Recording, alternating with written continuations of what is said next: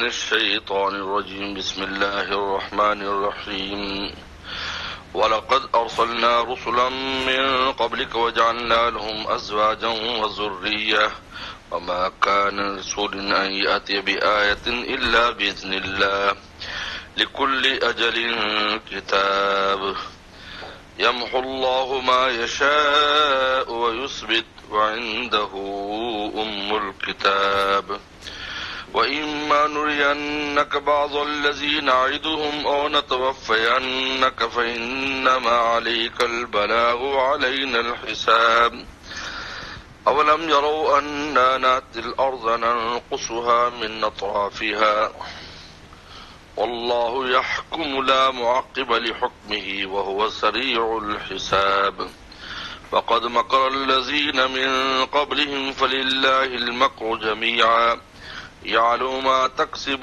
كل نفس وسيعلم الكفار لمن عقبى الدار ويقول الذين كفروا لست مرسلا قل كفى بالله شهيدا بيني وبينكم ومن عنده علم الكتاب صدق اللہ مولانا العظیم۔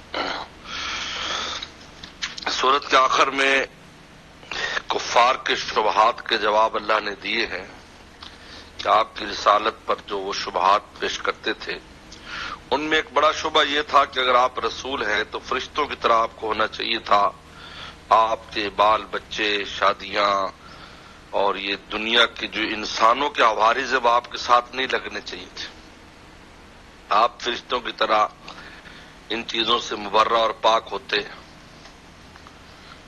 یہ ایک بڑا شبہ پیش کرتے تھے، کہتے یہ کیسا رسول ہے، یاکل الطعام جو کھانا کھاتا ہے، یمشی فی الاسواق بازاروں میں جا کر سودا سلف لیتا ہے، اس کے بچے ہیں، اس کی بیوی ہے۔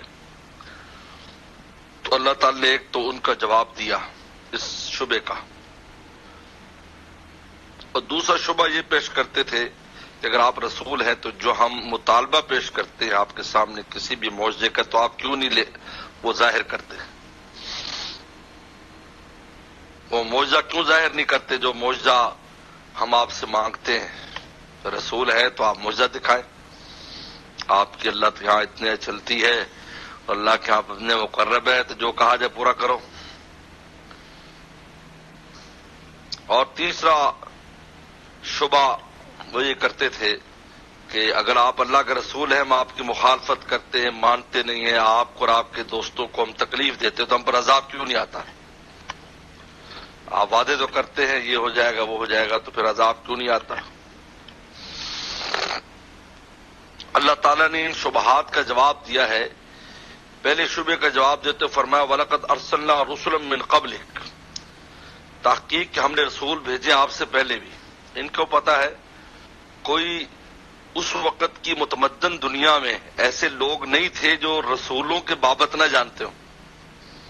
جو متمدن دنیا، وہ دنیا نہیں جو جہالت کے اندھیروں میں اور جنگلوں میں اور پہاڑوں میں اور غاروں میں، ان کے بات نہیں کرے۔ جو متمدن دنیا ہے ان میں مکہ والے حضرت ابراہیم السلام کو، اسماعیل السلام کو پہچانتے تھے،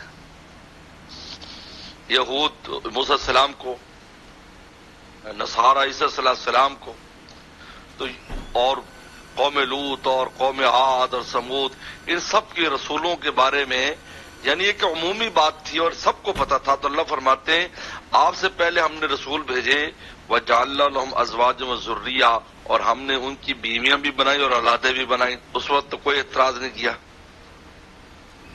خود کہتے اسماعیل السلام ابراہیم السلام کے بیٹے تھے، یہودی کہتے اسحاق علیہ السلام ابراہیم السلام کے بیٹے تھے، جن کے آگے بیٹے یعقوب ہوئے، جن کے آگے بیٹے یوسف ہوئے، تو سب تسلیم ہے۔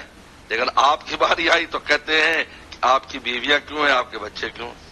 اللہ نے کیسا زبردست ان کو جواب دیا۔ یاد رکھو قرآن مجید کے جواب دینے کا انداز وہ ہوتا ہے جو عمومی ہوتا ہے، خطاب عمومی جس کو ہر ادنیٰ سے ادنیٰ آدمی بھی سمجھ سکے، ورنہ اللہ تعالیٰ ایسی باریک باتیں لاتے جس کو اہل علم ہی سمجھتے تو اللہ کے لیے مشکل نہیں تھا، لیکن ایسے عام بات لائے جس ہر آدمی کو ذہن میں بات تو ٹھیک ہے کہ سب رسول جو پہلے گزرے ہیں ان کی ازواج بھی تھی، ان کی ضروریات بھی تھی، تو آپ کی اگر بیوی وہ ہے تو یہ آپ کی رسالت میں کیسے رکاوٹ ہو گئی؟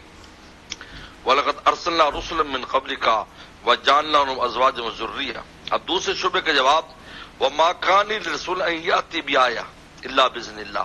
کسی رسول کے لیے یہ جائز نہیں ہے کہ وہ کوئی نشانی لائے الا باذن اللہ مگر اللہ کے حکم سے. یعنی جو معجزہ رسول پیش کرتا ہے وہ حکم الہی سے پیش کرتا ہے، اس کا اپنا کمال نہیں ہوتا کہ وہ خود جب چاہے اس چیز کو ظاہر کر دے. جب حکم الہی آئے گا تو ظاہر ہوگا، وہ مطالبے سے بھی اعلیٰ ظاہر ہو جائے گا، اس سے بھی اعلیٰ ظاہر ہو جائے گا. اگر وہ مطالبہ کہ موسیٰ علیہ السلام جیسے آپ پر معجزات ظاہر ہوں تو پتھر سے پانی نکلا تھا یا آپ کی انگلیوں مبارک سے پانی نکلا ہے، جس کا پانی سے کوئی مناسبت بھی نہیں ہے. پتھر کو تو مناسبت ہے، پتھروں سے تو پانی نکلتے. وما کان لرسول، کسی پیغمبر کے اختیار میں نہیں ہے کہ یاتی بآیہ کہ کوئی نشانی لے کر الا باذن اللہ. آگے اللہ تعالی نے قانون بیان کیا لکل اجل کتاب. یہ بہت اہم آیت ہے. لکل اجل کتاب، ہر اجل کے لیے کتاب ہے. اب اس کا کیا معنی ہے؟ عام مفسرین تو اس آیت کو اسی طرح رکھتے ہیں کل اجل کتاب، ہر اجل کے لیے کتاب ہے. اجل سے مراد کیا ہے؟ اجل سے مراد ہے وقت موعود اور وقت مقررہ، کہ ہر وقت کی ایک کتاب لکھی ہوئی ہے، ہر وقت کے بارے میں لکھا ہوا ہے. کتاب سے مراد لکھا ہوا، ہر وقت جو ہے اس کے بارے میں مقررہ مدت لکھی ہوئی ہے. لکل اجل کتاب یعنی کیا مطلب؟ کہ دنیا میں جتنے بھی واقعات پیش کرتے وہ زمانے میں پیش آتے ہیں، کسی زمانے میں پیش آتے ہیں، بغیر زمانے کے کوئی پیش نہیں آتا. تو ہر زمانے کے لیے اللہ تعالیٰ نے مقررہ وقت لکھا ہے کہ یہ زمانہ اتنی دیر رہے گا، اس کے بعد یہ ختم ہو کر ایک نیا زمانہ آئے گا، اس میں نئی چیزیں آ جائیں گی. پوری دنیا میں یہ نظام اللہ کا چلتا ہے. لکل اجل، اجل سے مراد ہے وقت، ہر وقت کے لیے. اجل وقت کو کہتے ہیں، ہر وقت کے لیے کتاب ہے، مقررہ مدت ہے کہ کس وقت کس کام کو کیسے ہونا ہے، کس ٹائم میں ہونا ہے. اس کا ایک ٹائم ہے، اس ٹائم سے نہ آگے بڑھ سکتا ہے نہ پیچھے ہو سکتا ہے. لہذا ظہور معجزے کا بھی ایک وقت ہوتا ہے، اس میں وہ ظاہر ہوتا ہے. جب وہ وقت نہیں آئے گا اس سے پہلے ظاہر نہیں ہوگا، تم کتنا شور مچا. جب وقت آ جائے گا ضرور ظاہر ہو جائے گا جب تم نہ چاہو. کسی کی عزت اور ذلت اس کا ایک وقت ہے، بقا اور فنا کا ایک وقت ہے، عروج و زوال کا قوموں کا ایک وقت ہے. یاد رکھو جتنی بھی دنیا میں جتنے کام ہیں انفرادی سے لے کر اجتماعی تک سب وقت کے اندر ہوتے ہیں، اور وقت لکھا ہوتا ہے. اس وقت کے بعد وہ چیز ختم ہو جاتی ہے، نیا کام اور نئی چیز آ جاتی ہے.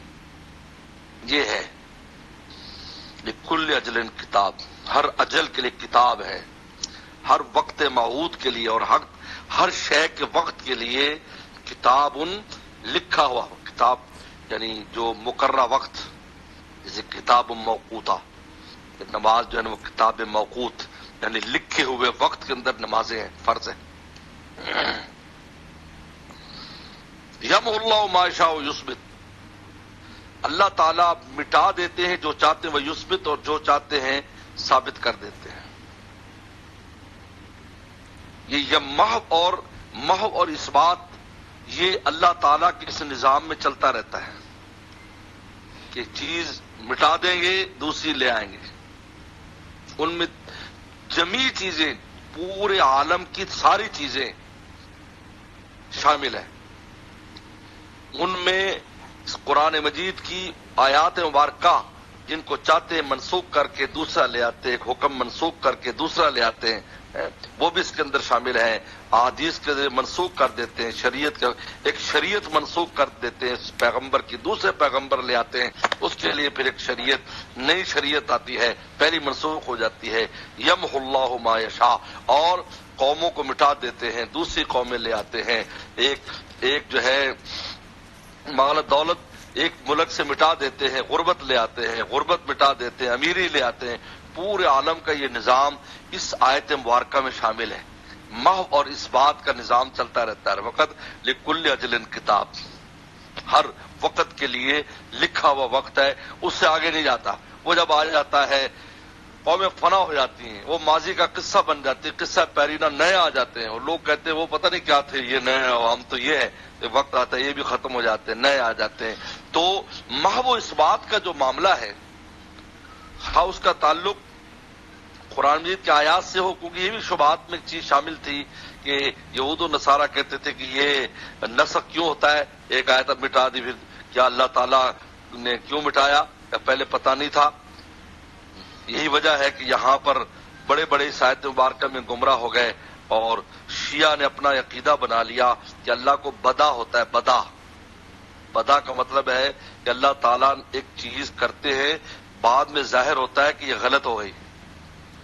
یہ شیعہ کا عقیدہ ہے بدا، اسے ایسے لیتے ہیں کہ اللہ مٹاتے حق کرتے ہیں، یعنی جب دیکھتے کہ غلطی ہوگی تو مٹا کر دوسرا حکم لے آتے اس کی جگہ پر.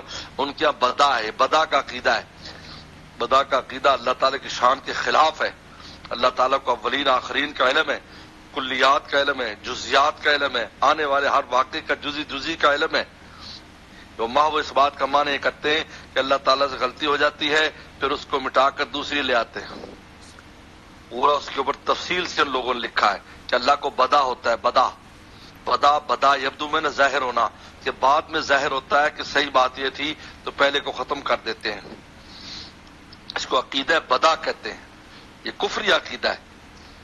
اہل سنت والجماعت کے نزدیک اللہ تعالیٰ کو بدا نہیں ہوتا. یہ محو اس بات کا تعلق اگر ہم آیات مبارکہ اور قرآن مجید سے اور احکام الہی سے بھی لگائیں تو وہ نسخ ہوتا ہے، وہ بدا نہیں ہوتا. لکل اجل کتاب، اس کا ایک وقت ہوتا ہے، جب اس حکم کا وقت پورا ہو جاتا ہے اس کو جگہ پر دوسرا حکم لے آتے ہیں. اللہ تعالیٰ نے بنو اسرائیل کے لیے اونٹ کو حرام کیا، اس کی حرمت کی ایک مدت رکھی. جب وہ مدت پوری ہوئی تو وہ حکم خود بخود ختم، اس کو ختم کر کے دوسرا حکم علت کا لے آئے.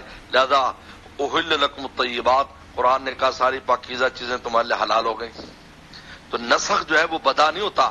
نسخ پہلے سے اللہ کے علم میں ہوتا ہے کہ اس حکم کی اتنی مدت ہے، اس میں ختم ہوگا پھر نیا چیز آ جائے گی، جس کو ایکسپائری ڈیٹ کہتے ہیں. آج کل تو بہت آسان ہے کہ فلاں کی ایکسپائری ڈیٹ یہ ہے، تو اللہ تعالیٰ کے ہاں بھی ہے.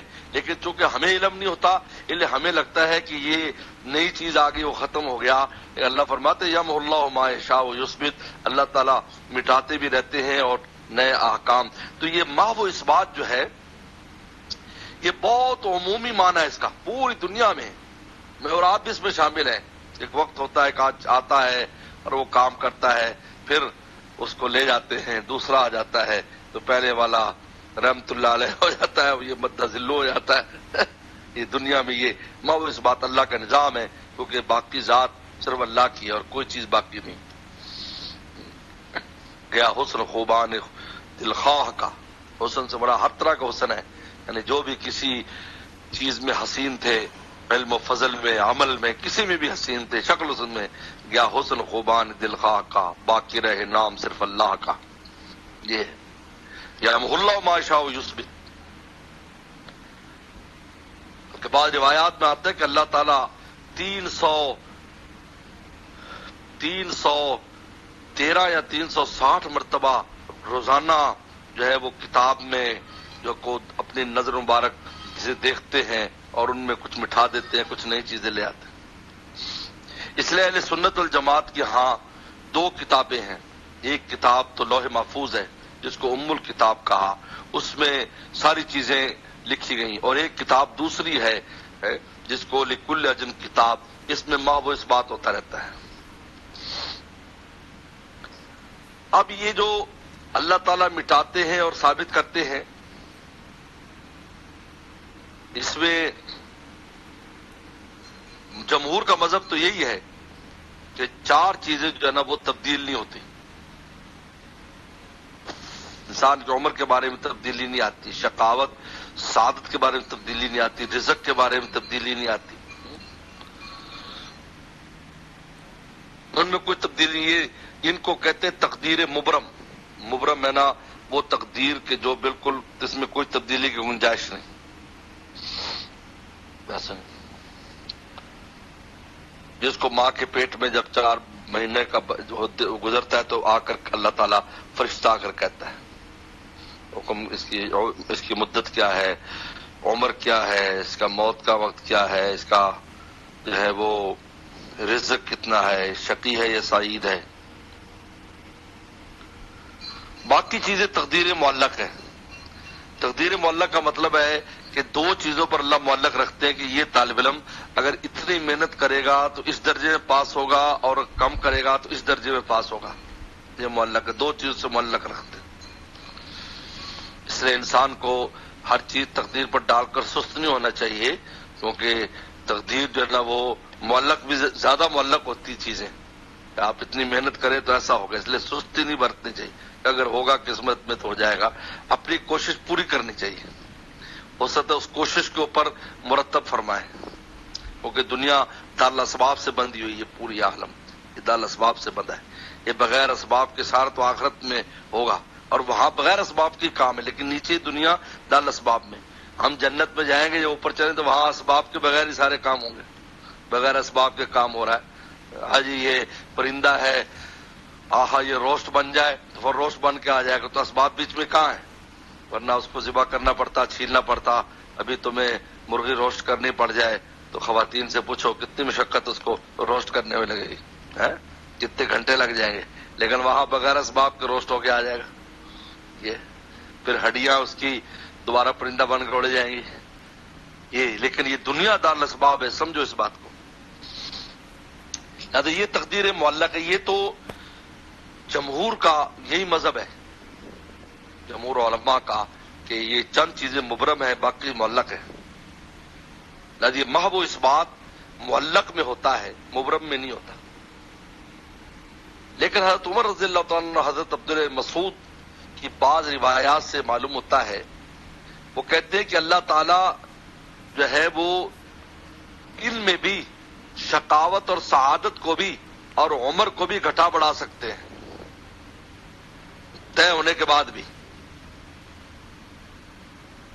اور اسی نظریے کو مولانا جلال الدین رومی نے لیا ہے، اور اسی کو ہمارے شیخ بھی بیان کرتے تھے کہ فرماتے تھے کہ تقدیر اللہ پر غالب نہیں ہے بلکہ اللہ تقدیر پر غالب ہے. تو وہی ان کے تحت ہے. یامح اللہ ما شاء یثبت.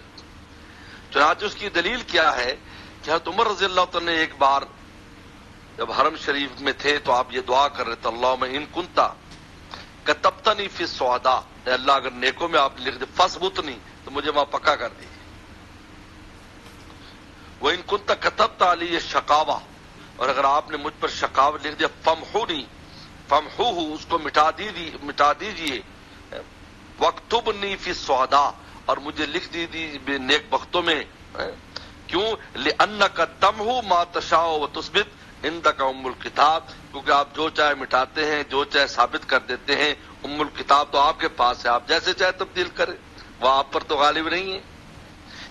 اسی طرح کی دعا حضرت عبداللہ مسعود. لہٰذا ان دو بزرگوں کا یہ نظریہ ہے کہ شقاوت اور سعادت کو بھی اور عمر کی کمی زیادتی کو بھی اللہ تعالیٰ تبدیل فرما سکتے ہیں اس آیت مبارکہ کی وجہ سے. یمحو اللہ ما یشاء ویثبت.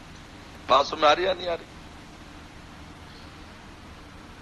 اس پر حضرت مجد الافسانی رحمۃ اللہ علیہ کا قصہ تفسیر مظری والے نے لکھا ہے کہ ملا طاہر لاہوری ان کے دو بیٹوں کو پڑھاتے تھے، جن میں جو حضرت خواجہ معصوم حضرت کے جانشین میں بہت بڑے انسان ہیں، نقش بندی خواجہ معصوم، جن کے مکتوبات معصوم میں بڑے مشہور ہیں.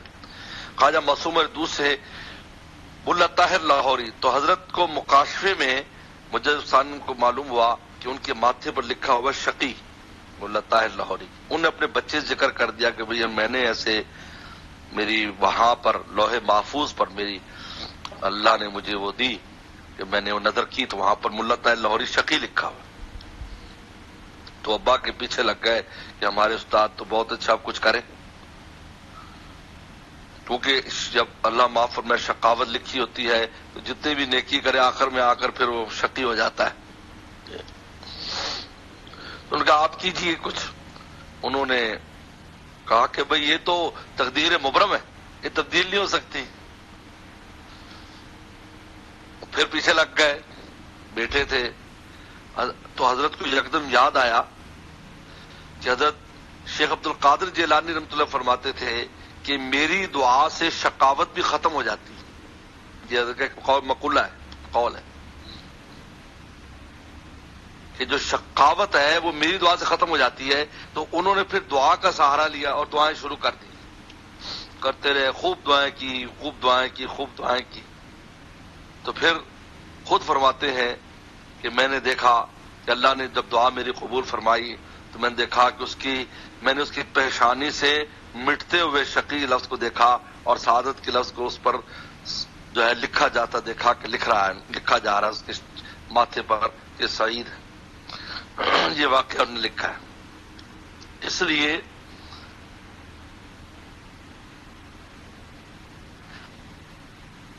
تیس سال باقی ہوتی ہے، لیکن وہ ایسا کو قطع رحمی کا کام کرتا ہے کہ وہ 3 دن میں تبدیل کر دیا جاتا ہے. 30 سے 3 پر لے آتے، 0 مٹا دیا جاتا ہے اور 3 دن میں اس کی وفات ہو جاتی ہے. اور ایک آدمی کے 3 دن باقی ہوتے ہیں، لیکن ایسا کچھ صلہ رحمی کا کام کرتا ہے کہ اس کے ساتھ 0 لگا کر 30 کر دیا جاتا ہے. بعض آثار انہوں نے نقل کیے. یہی نظریہ جو ہے ہمارے حضرت والا سے ہم نے سنا، جو ہے جلال الدین رومی رحمۃ اللہ علیہ کے حوالے سے کہ اللہ آپ اپنی تقدیر پر غالب ہیں، اگر ہم میں ایسے کوئی کمی لکھی گئی آپ اس کو مٹا دیجیے. یمحو اللہ ما یشاء یثبت وعنده ام الکتاب، اور اللہ کے پاس ام الکتاب ہے. یہ ام الکتاب میں لوح محفوظ ہے، لوح محفوظ اللہ کے پاس ہے، ان کے پاس ہے، جیسے چاہے تصرف کرے اس میں. اب ان کا تیسرا شبہ کہ ہم پر عذاب کیوں نہیں آتا، فیما نرینک بعض الذی نعدہم، اور اگر ہم دکھا دیں آپ کو بعض وہ وعدے جو ان سے کیے ہیں، یعنی جو ان سے ہم نے وعدے کہ ہم آپ کو زندگی میں دکھا دیں، اور نتوفینک، یا ہم آپ کو فوت کر دیں، تو کوئی فرق نہیں پڑتا اس سے، آپ کی زندگی میں وہ عذاب ان پر آ جائے یا آپ کی زندگی کے بعد آ جائے. فإنما علیک البلاغ، آپ کا کام ہے بات پہنچانا، وعلینا الحساب، ہمارے ذمے ان کا حساب لینا. تو اس میں اشارہ کر دیا کہ کچھ وعدے زندگی میں پورے ہوں گے، کچھ آپ کے بعد پورے ہوں گے، آپ کے خادموں کے ہاتھوں پورے ہوں گے. چنانچہ کچھ وعدے آپ کی زندگی میں شروع ہو گئے. بدر کا قصہ ہوا، بڑے بڑے سردار مارے گئے جو رسول اللہ صلی اللہ علیہ وسلم کو کیسے ستاتے تھے، آپ نے اپنی زندگی میں دیکھ لیا. اور بعد میں حضرات خلفائے راشدین کے پورے عالم پہ اسلام کا جھنڈا لگا، کیا یہودی تھے، کیا عیسائی تھے، ساری قومیں زیر نگوں گئی. لہذا فرمایا اگر ہم زندگی میں پورا کر دیں ان کو یا آپ کے بعد پورا کریں، آپ کا کام پہنچانا ہے، آپ کو اس کی فکر کی ضرورت ہی نہیں، یہ ہمارا کام ہے، ہم کس وقت پورا کرتے ہیں. تو کچھ آپ کی زندگی میں ہوئے اور کچھ آپ کے بعد ہوئے. اس کے بعد اللہ تعالیٰ فرماتے ہیں اولم یراؤ، کیا یہ لوگ دیکھتے نہیں، انا ناترضا ننقص من اطرافها، کہ ہم زمین کو گھٹاتے آ رہے ہیں اطراف سے، کناروں سے زمین کم کرتے آ رہے ہیں. یعنی کفر کی زمین کم ہو رہی ہے، اسلام بڑھ رہا ہے. یہ دیکھ نہیں رہے رات دن کیا ہو رہا ہے. اور باقی یعنی وہ اسلام جو مکہ شریف میں بھی پورا نہیں تھا، پوری دنیا کفر میں تھی. اب یوں دیکھو کفر، اب اس میں یہاں مکہ شریف میں بھی اس کو ٹمٹماتا چلا گیا. مدینہ شریف میں وہ زمین اب بڑھنا شروع ہوئی، مکہ فتح ہوا، پھر عرب سے یہود و نصارہ نکلے، اب اسلام بڑھ رہا ہے، کفر کی زمین کم ہوتی جا رہی ہے. اور پھر 23 لاکھ مربع میل پر حضرت عمر کے زمانے میں اسلام آ گیا. کیا دیکھتے نہیں ہیں یہ وعدے پورے نہیں ہو رہے؟ یہ ان کی بدبختی نہیں ہے کہ پھر ایک وقت آیا کہ اسی عرب میں کسی کو شرک کرنے اور کفر کی اجازت نہ رہی، جو قتل کر دو اس کو بس. جزی اخرج اليہود والنصارى من جزیرۃ العرب. اولم یراؤ، دیکھتے نہیں، انا ناترضا ننقصها، کہ ہم لا رہے ہیں زمین کو کم کرتے، من اطراف سے، واللہ یحکم، اللہ تعالیٰ ایک حکم کرتے ہیں، لا موقف الحکمی، اس کے حکم کو کوئی پیچھے ہٹا نہیں سکتا. موقف پیچھے ہٹانے والا، اللہ کے حکم کو پیچھے، کوئی اس کے حکم کو پیچھے کرنے والا نہیں ہے. وہ سریع الحساب، اور وہ بہت جلدی حساب لینے والے ہیں. اور آپ ان کے مکر و فریب سے گھبرانے کی ضرورت نہیں ہے. فقط مکر الذین من قبلہم، ان سے پہلوں نے بڑے فریب کیے. فللہ المکر جمیعا، سارے فریب اللہ کے ہاتھ میں، یعنی ان کے فریب بھی اللہ کے ہاتھ میں. وہ چاہیں گے تو تب ان کا داؤ چلتا ہے، اگر وہ نہ چاہیں تو چل ہی نہیں سکتا. یہ کتنے فریب کر لیں، اللہ کے ہاتھ میں سارے فریب ہیں. لہذا ان کا فریب اللہ کی اجازت سے چلتا ہے، یعنی ہماری نالائکیوں کی وجہ سے چلتا ہے. ہم نالائق ہو جاتے ہیں. اب آج ان کے داؤ پہ چل رہے ہیں، کوئی ہم نالائق ہو گئے. وہ جب لائق تھے تو ان کے داؤ پہ چلتے ہی نہیں تھے. یارو ما تکسب کل نفس، اللہ تعالیٰ جانتے جو ہر نفس کماتا ہے. وسجال الکفار لمن عقبى الدار، ان قریب کفار جان لیں گے کہ آخرت کا گھر کس کے لیے. لمن عقبى الدار، آخرت کا گھر کس کے لیے. اب کہتے پھر بار بار یہ کہتے یقول الذین کفروا، کہتے کافر لست مرسل، آپ رسول نہیں ہیں، بار بار کہتے ہیں. تو آپ کہہ دیجئے اللہ گواہ ہے میرے لیے کافی. اللہ تعالیٰ آیات نازل کر رہے ہیں، اللہ تعالیٰ معجزات ظاہر کر رہے ہیں، اللہ تعالیٰ حالات ظاہر کر رہے ہیں، جس سے پتہ چلتا ہے میں رسول ہوں. یہ سمجھے؟ اللہ گواہ، اللہ کی گواہی کیا ہے؟ خود قرآن گواہ ہے. ایسے موجزانہ کتاب میں میرا ذکر بار بار اللہ فرما رہے ہیں یہ رسول ہے، اور حالات بتا رہے ہیں، معجزات بتا رہے ہیں کہ میں رسول ہوں. کہتا آپ رسول نہیں، قل کہ کفا باللہ شہیدا بینکم، اللہ کافی گواہ میرے اور تمہارے درمیان. اور دوسرے گواہ کون ہیں؟ انسانوں میں من عنده علم الکتاب، جن کے پاس کتاب کا علم ہے، جو تورات انجیل کے سچے عالم ہیں، جن نے اسلام کو قبول کیا، وہ گواہی دیتے کہ میں رسول ہوں. میرا ذکر تورات میں، میرا ذکر انجیل میں، میرا ذکر زبور میں، میرا ذکر صحف ابراہیم اور صحف نوح علیہ السلام میں، صحف آدم میں میرا تذکرہ ہے. مانندہ وہ زمین میں وہ لوگ گواہ ہے جو عالم ہیں پہلی کتابوں کے، اور اللہ تعالیٰ آسمانوں میں میرا گواہ ہے. میری گواہی کی بڑی بڑی نشانی اللہ تعالیٰ نے نازل فرمائی. یہ جو آیات ہے آخری، اس لیے مفسرین کی جماعت کہتی یہ جو آخری آیات ہے یہ مدنی ہے، اگرچہ صورت مکی ہے لیکن یہ آیات مدنی ہے، کیونکہ مدینہ کے آنے کے بعد، مدینہ شریف میں آنے کے بعد یہ ساری صورتحال پیش آتی رہی، اس لیے بعض نے اس کو مدنی قرار دیا.